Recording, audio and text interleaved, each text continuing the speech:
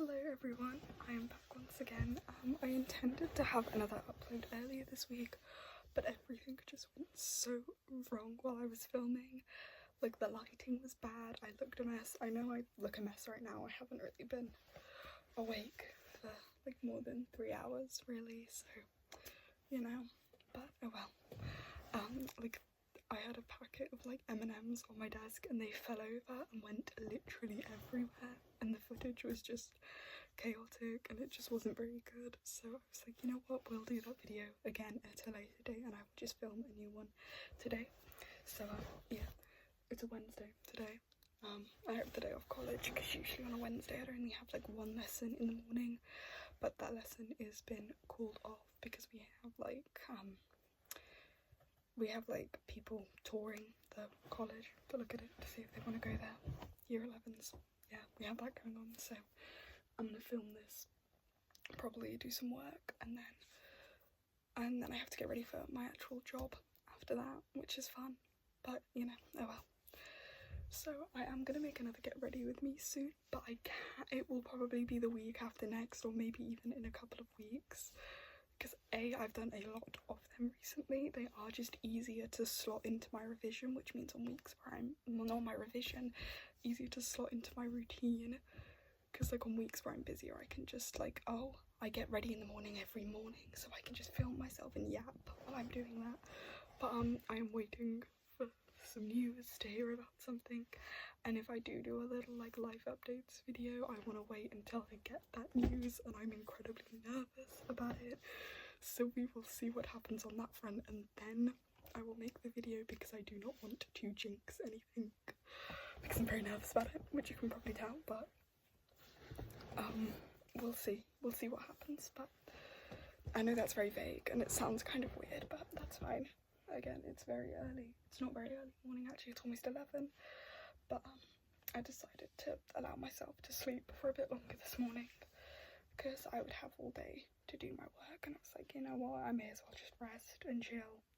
It was a very, very busy week last week with my I had my coursework due in, which was this like 4,000 word essay, and it was incredibly stressful that week to just get like it all ready and ready to go. But it did, it's in, it's done. I don't have to worry about that ever again, which is amazing and feels great. So I thought today I'd just a cute little video with these books. So these are, I got this in December and I've had this since June. This is a fancy copy of the bell jar that just fell off there. This is a illustrated copy of the bell jar. It's illustrated by Beja Rabia. I do not know how that's pronounced, but she's a like watercolor artist, and she's done this really amazing, really gorgeous illustrated version of the bell jar. And this is my second copy of the bell jar, but I saw this, I think it was back in November for the first time, and I was like, oh, it looks so nice, but I already have like a copy of the bell jar, so like I can't really justify getting another one. And it was quite expensive, obviously, being this is my favourite painting out of all of the like all of the drawings in there. It's so cool. I love the links. I can't remember what I was saying, but my dad just knocked on my door and asked me if I wanted coffee. So yeah, we'll just get back to talking about the book. It's like New York. I think that's New York. The bulk of it's set in New York from what I remember from when I read it. That's when she went to her dad's grave. There's a really nice one where she was, let me find it. It's the bit where she's swimming. It's a bit harder to find because it's a lighter, where she goes in the sea and she's like swimming. It's after this one. Here it is, it's this one. I really like this one as well. It's so pretty. But yeah, it has a really nice cover as well, like with the little thing on. So it's got this really cute thing. It's just a plain pink. But I really love how detailed that front cover is. well.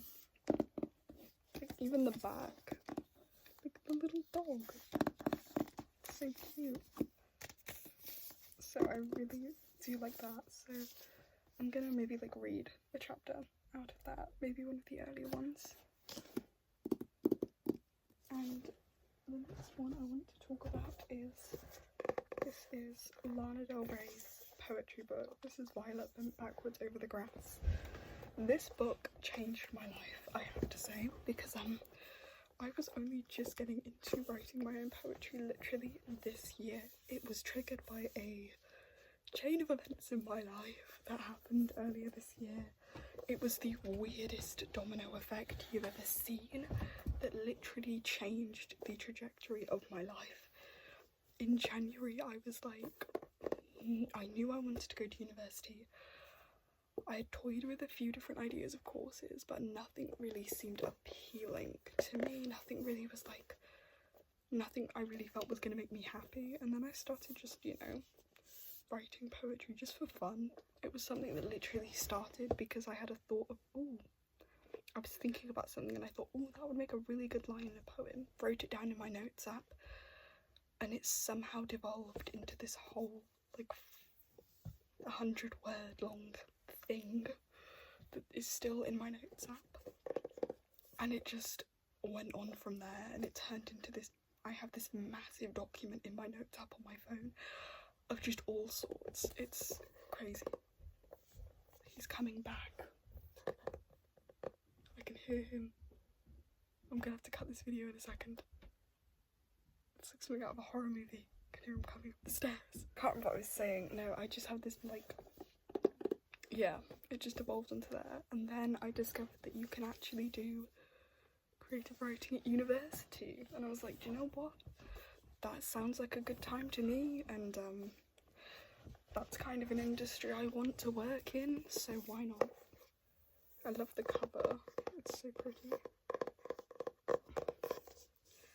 And the one thing I really do love about this is it's got all this very random sort of photography in it that Lana Del Rey just took on her iPhone, and that is just the most like Lana Del Rey thing ever. Like, look at that.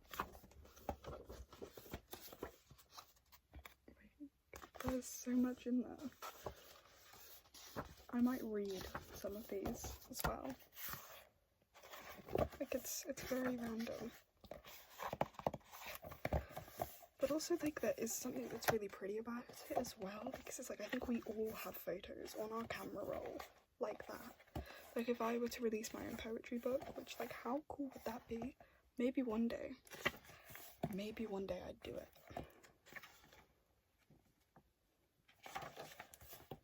Look at that. And then that, I don't think that wasn't taken. Some of them were taken by Lana, some of them she sourced from elsewhere. So yeah, there's quite a lot of these in them.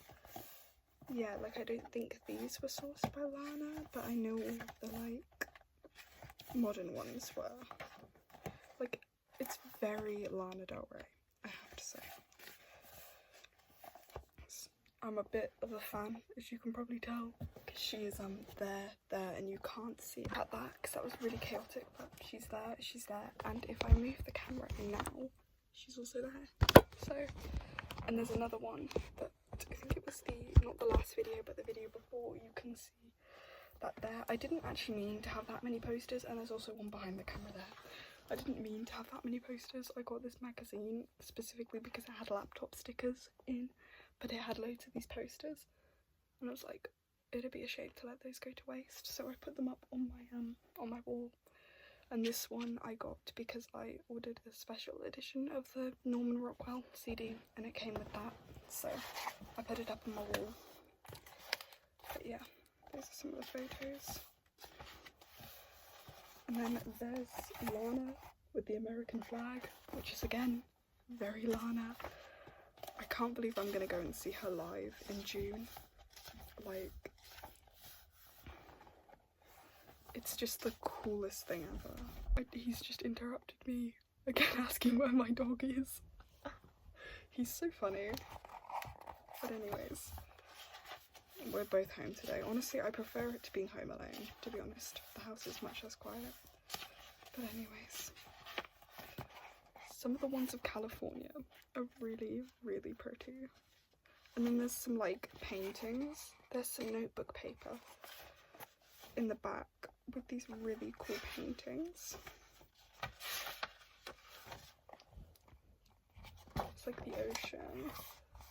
Some things. I think it says who the paintings were by somewhere. Yeah, here we go. All interior colour photography by Lana Del Rey. Black and white photos for the 2nd, 3rd, 6th and 9th. Haikus by Lana Del Rey. All interior black and white archival photos are found and anonymous images excerpted from the artist's book Voyagers 2018. Cover image oil painting by Eric Lee Sears. Cover typography and design by Ellie Benusk. I'm definitely butchering that. Back cover author photograph by Lana Del Rey. End paper metaphor images courtesy Melita Cancini. The ice plant from the collection of Melissa Cancini. 6 oil paintings in the notes section by Eric Lee Sears. So, and I really do love the thing. I also have the CD of this. I probably should have grabbed it because weirdly enough I thought that it was some sort of hidden album. Please ignore what this coffee mug says. My father brought it for me. It's really hot. I'm probably going to cut that out. But anyways, we'll see. So yeah, I think I'm going to read a couple of them. I'll read Ringtone because I really like Ringtone. This poem has haunted my Instagram. Anyone who, any of my friends who follow me on Instagram have definitely seen this poem before, but I put my 3rd phone in the waistband of my leggings. Only you have this number. 6+ vibrates with your own ringtone. I smile when I hear simulated children laughing because I know it's you. It's the little things that make me smile. I keep them just for myself. I like you so much, but it makes me nervous when you don't call. Under my breath I say, don't make me be resilient. I so want to be soft. If you will let me be myself, you will be the first one who ever did. Brings of her song Cinnamon Girl, which I love. I think there's one, Bare Feet on Linoleum, I think that one, that I really love as well. So I'll read 3 of them. Stay on your path, Sylvia Plath. Don't fall away like the others. Don't take all your secrets alone to your watery grave about lovers and mothers. The secrets you keep will keep you in deep like father and Amy and brother, and all of the people you meet on the street will retreat lies that she uttered. Leave me in peace, I cry, late at night on a slow boat bound for Katiana for no reason. Tiny beads of sweat dot my forehead, could be mistaken for dewdrops if this were photo season. But alas, this is real life, and it's been a real fight just to keep my mind from committing treason. Why, you ask? Because you told the townspeople I was crazy, and the lies they started to believe them. But anyway, I moved on now. And now that I've gone scorched earth, I'm left wondering where to go from here. To Soma, where the fires have just left, South Dakota. Would standing in front of Mount Rushmore feel like the great American homecoming I never had? Would the magnitude of the scale of the sculpture take place of the warm embrace I've never known? Or should I just be here now, in the kitchen, bare feet on linoleum, bored but not unhappy, cutting vegetables over boiling water that I will later turn into stew? And there's a photo of a kitchen. I don't know whether that's her kitchen or not. There are some of these that I'd love to read in a separate video, but they're a bit too long for this video. I haven't actually read all of these, weirdly enough.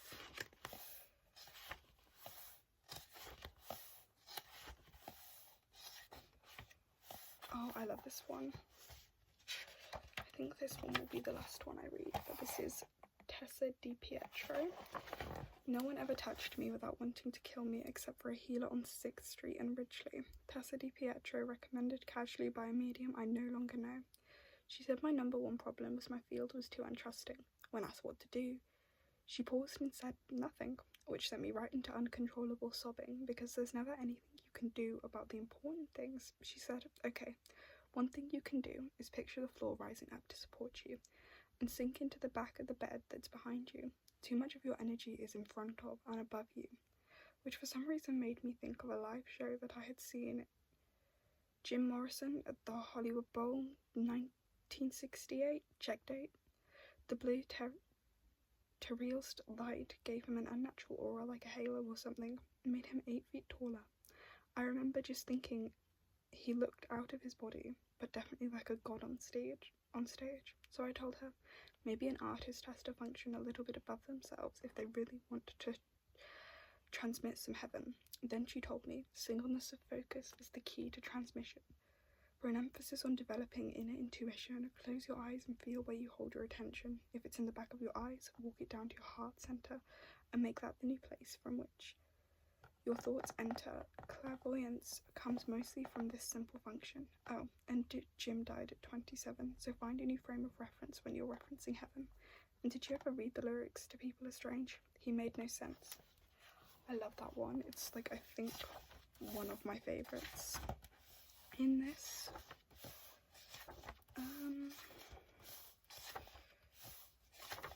Oh, I'd love to read Sports Cruiser, but it's really, really long. I'll have to do another video where I read some of these.